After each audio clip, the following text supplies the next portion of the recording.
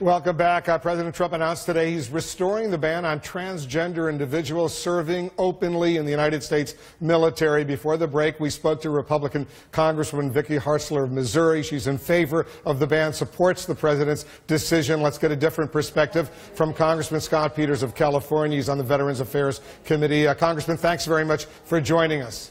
Hey, Wolf. Good to be with you. I don't know if you heard the interview, but Congresswoman Hartzler says it's expensive, it would be disruptive. The president is absolutely right in reinstating this ban. Your reaction?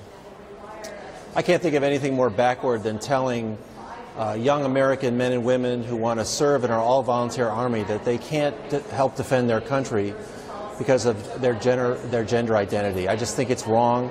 I think this week in particular we ought to be focused on the real threats to America in readiness and in acquisition and in building a defense budget that protects our men and women serving us abroad.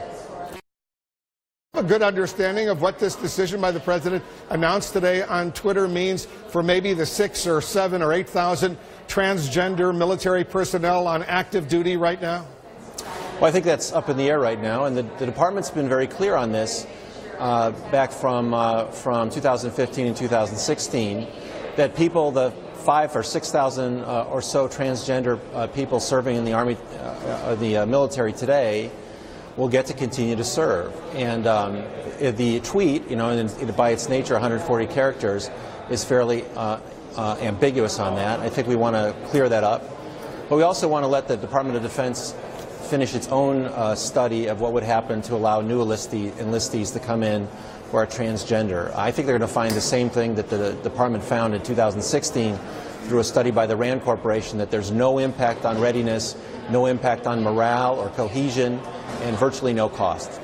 The president actually used 3 tweets to announce this new policy change at 8:55 a.m., 9:04 a.m., 9:08 a.m. He announced it on Twitter in 3 tweets, so he had more than 144 characters available for this announcement. Is there anything you and other members of Congress can do about this?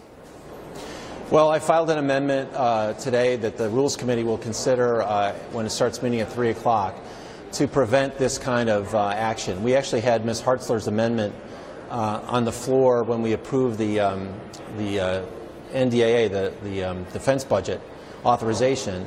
We were able to defeat that with bipartisan support. 24 Republicans voted against her amendment. It's the same policy. We want to defeat it again with the amendment that I filed this morning. And you think it has a chance of passing the House and the Senate?